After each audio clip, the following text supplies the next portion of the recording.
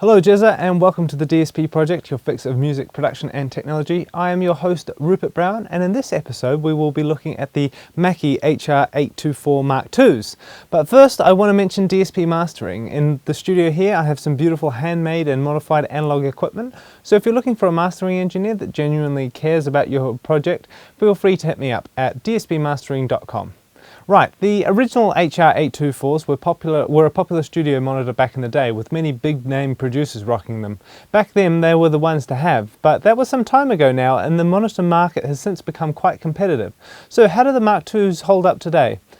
They definitely look the part, with the stylish die-cast aluminium waveguide front panel, adjustable Mackie logo for 90-degree orientation, and conveniently front-mounted power button with a clean white LED ring that thankfully isn't as bright as the sun.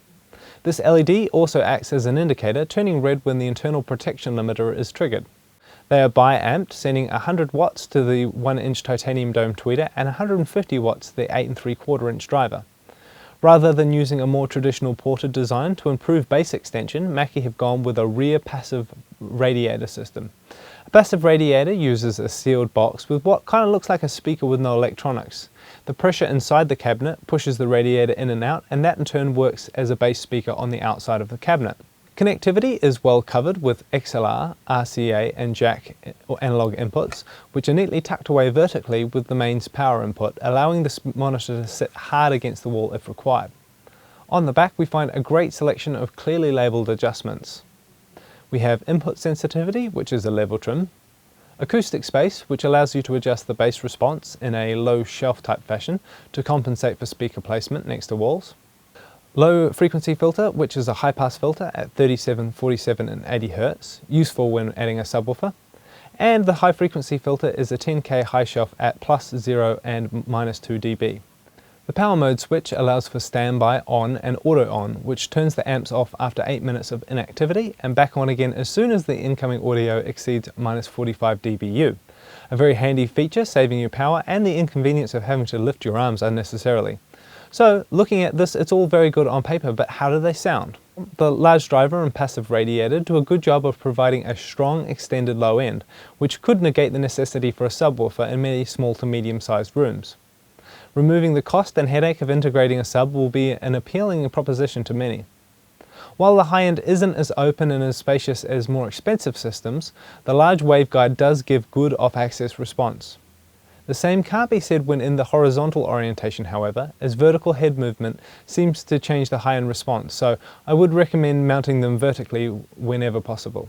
A decent amount of power is available for a good working level and a good client blasting level. These drivers are voiced to match the original HR824s that many engineers love. However, in my opinion, the sound is a bit coloured. In particular, I noticed around the 1.7 to 1.9K mark seems slightly exaggerated, to the point where it almost gave a tiny little bit of hiss on certain material. I noticed this also happens to be around the crossover frequency, so I dare speculate the crossover plays a part in my issue with the reproduction of this part of the spectrum. Also, the transients response of the low mids were not quite as crisp when compared to my PMCs. I suspect the slight softness might be in part due to the larger and therefore heavier driver having a harder time articulating those sharp detailed transients. While I am making some criticisms of the sound, keep in mind I'm not taking the pricing into consideration while trying to convey my experiences when compared to a much more expensive system. Once I put said criticisms into context of the price, they become small niggles at best. And monitors are very much a personal preference issue. Many engineers still choose the Mackies today. Also, many will argue that really learning your monitors and understanding what music should sound like on them in your room is more important than a perceived flat frequency response. So, as the old disclaimer goes, if you have the option, it's always best to hear and compare monitors for yourself before buying, and if possible in your own room. And don't trust anyone from the internet. The Mackie HR824 Mark IIs are THX approved for those working in film and looking to meet the THX standard, and currently cost about $1,400 US or 900 Great British pounds a pair on the street. So these are a solid, feature-packed monitor capable of getting real work done at an achievable price. The deep bottom end makes them a lot of fun to use and a solid choice for those working with dance music. This has been my review. I hope you've enjoyed it. If you would like to tell me all the reasons why you disagree with my subjective experience, please don't hold back in the comments below. So that's it for all the actual DSP content. Finally, I want to speak about something that I'm personally concerned about, and I hope particularly if you live in New Zealand, you'll listen to what I'm about to say.